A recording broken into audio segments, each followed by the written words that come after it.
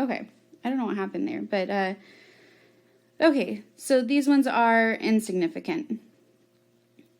If I'm looking at this number here, I have 2 sig figs. These first 2 zeros are insignificant, and these last, this 0 and this 1, are both significant.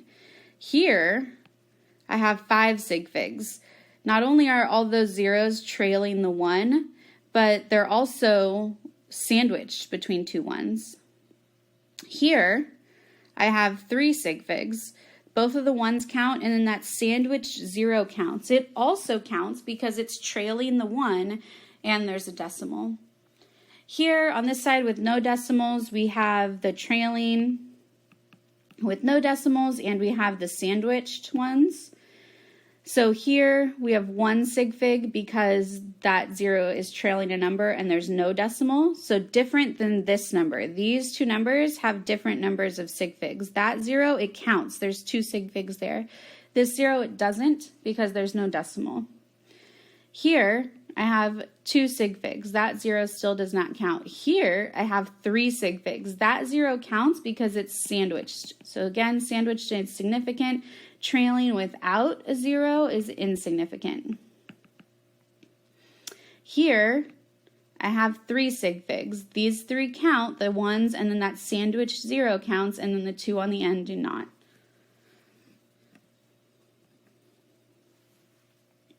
So, if you want to pause it here, you can. I'm going to go through each one and say how many sig figs there are, but if you want to pause it and give it a shot first, you can. Okay, here we go. This first one, the 2 and the 5, both of those are significant because they're both numbers. Here, 42.3, all of those are significant because they're all numbers. Remember, 1 through 6 are always significant. Here, the 6 is significant, but what about these zeros? They are preceding zeros. They're all before a number, therefore they are insignificant. So that one only has 1. Here, we know the 3, the 6, and the 8 are significant, but what about the 0? Well, it's sandwiched between the 6 and the 8, and there's a decimal, and it's following a number, so that one counts for many reasons. There are 4 sig figs in that number. Here, we know the 3 counts, but those zeros are trailing, and there is no decimal. If it was 300 point, if there was a decimal after that 0, they would count, but because there isn't, there's only 1 sig fig. Here, I have the 4 and the 5, which are significant, and then these zeros are both significant. They're both trailing the 5, and there's a decimal, so that's 4 sig figs. Here, the 8 and the 3 count, but those zeros do not, because unlike the one before it, there is no decimal. So 2 sig figs in that one. If you didn't get all those right, feel free to email me. So rules for adding and subtracting sig figs. So there is one rule for adding and subtracting, and then there is a separate rule for multiplying and dividing. We're going to go through both of those rules. So here, first one, rules for addition and subtraction. The number of significant figures is determined by the piece of data with the fewest number of decimal places.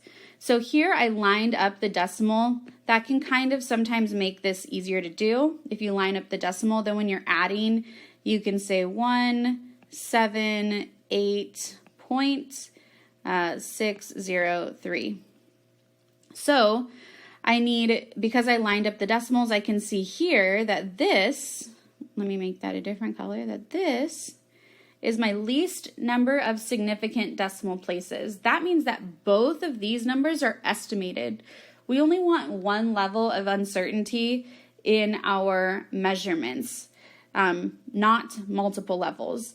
Both of these are uncertain because here this one was uncertain and here this one is uncertain. So this is the uncertain digit we want to keep, which means the 8 is what we want to keep. The 7 is going to round the 8, so 306.9 becomes our answer. So just a little bit more practice. If you want to pause it and try these and then watch the answer, you can. I'm going to line up the decimals again, and I'm going to subtract. So that gives me 9.6 0.075, right?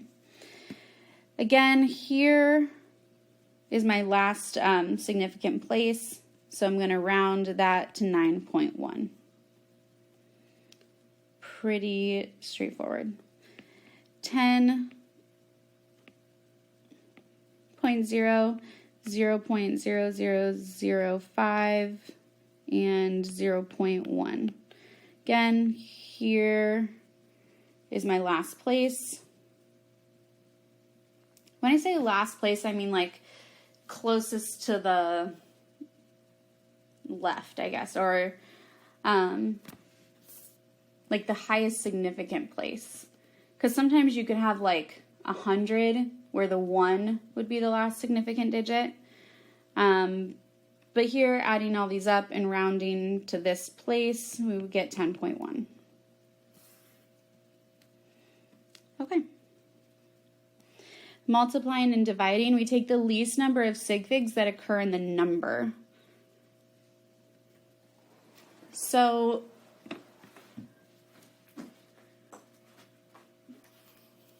here we're going to multiply 207, just like our, well, yeah, actually first let's do our calculator answer. So when you put all of this into a calculator, you do 207 times 15 divided by 144, and your whole entire calculator answer is 21.5625. So there's your full calculator answer. When you are using sig figs to determine how many sig figs are in your answer, I go back to my question and I say, well, how many sig figs are in each number? So in 207, I have 3 sig figs. In 15, I have 2. And in 144, I have 3.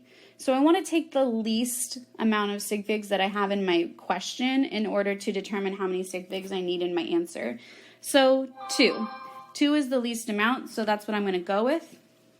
So here's 1 sig fig, here's 2 sig figs. So that's where I'm going to round to. I'm going to round that 1. So the 5 is going to round the 1 up to a 2. So my answer here becomes 22. In your book, there are rounding rules where like 4 and less is 0 to 4, you like keep the number the same. 6 and up, you change it, you make it 1 higher. And then 5, you look at the number next to it and determine like if it's odd or if it's even, and then that tells you how to round. And when you get to AP, I do believe that they require you to know that. So if you want to learn that and go with it, I would not mark you down if you rounded properly based on that. But if you just want to go with 5, you round up, I'm also okay with that. I know not all of you are going to AP, and that is a general math rule, is 5 and up, 5 you round up. So we're okay going with that. So rounding this to 22 is fine. So just a little bit of practice. These, if you notice, just by looking at them, they are all the same value, right? When you take 25 and divide it by 2, which is essentially what you're doing for all of these, you're going to get 12.5. So I'm going to show you how to round each of them based on sig figs. If you want to pause it now and try it on your own, you can, and then come back and see what the answers are. So for this one, this first one, I know my answer is 12.5. Whoops, what just happened? Okay. I know my answer is 12.5. Here I have 3 sig figs, and here I have 3 sig figs, so I need 3 in my answer, so that's actually a good to go answer. Here I know my answer is 12.5. Here I have 3 sig figs, and here I have 2. So I need to round my answer to 2 sig figs, so 1, 2. So the 5 rounds the 2 up to a 13. Here I know my answer is 12.5. Here I have 3 sig figs, and here I have 1.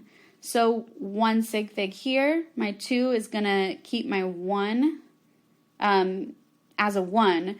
But does 12 round to 1? No. but I only need 1 sig fig. So this is where an insignificant 0 comes into play. So this answer would get rounded to 10. 10 is the correct answer for this question here with proper sig figs. This still only has 1 sig fig because that 0 is trailing without a decimal. Remember, 10 is different than writing 10. Here, that is telling me that this is exactly 0. Here, it's telling me that that's an estimated 0, which we know it is. It used to be 2, and we rounded it to 0. Okay.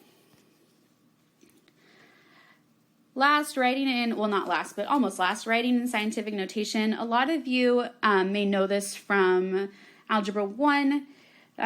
So if that's the case, don't worry. But if it's not, then I'm going to go ahead and just review a little bit with you. So in science, we use huge numbers because we count the number of molecules and atoms that are just gigantic. So we need to use scientific notation a lot so that we can make those numbers a little more manageable. So taking numbers in and out of scientific notation. Well, remember, scientific notation needs to be a number. Whoa. I don't know how that keeps happening.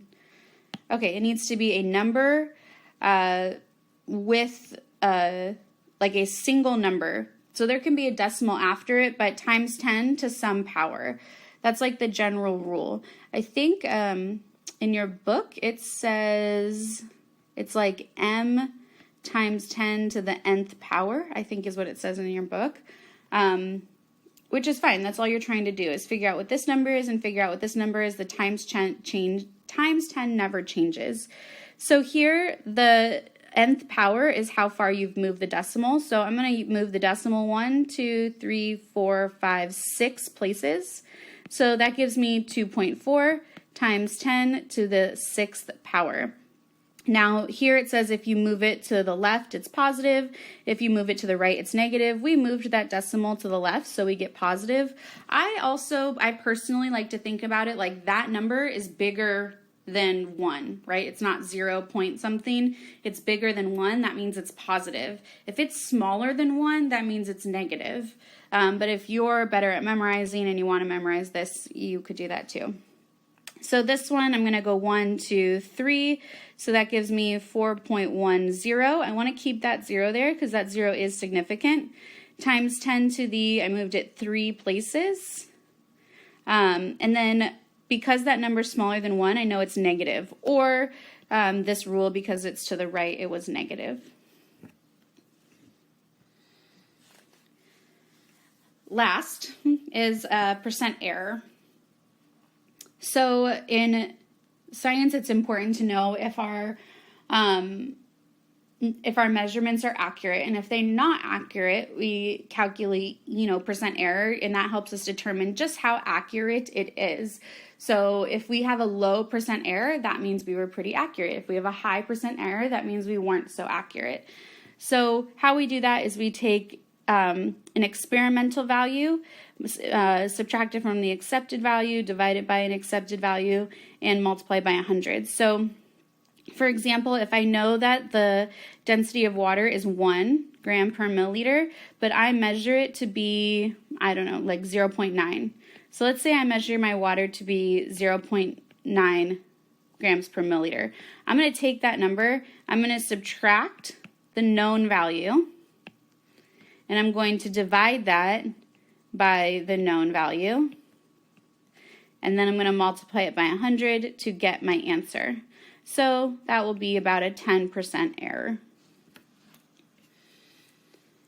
These values can be looked up, or maybe you know them. If you're doing a lab and you're calculating percent error, you'll probably be looking those up. If it was on a test or something, I would give you that known value. Unless it was something like the density of water, I would expect you to know that that's 1. But that's about it. If you have any questions on these notes, please let me know either next time we meet on Zoom or ask them in the discussion board or in an email, and I will get back to you as soon as possible. Go ahead and move on to your assignments in your Week 1, Week 2 digital notebook.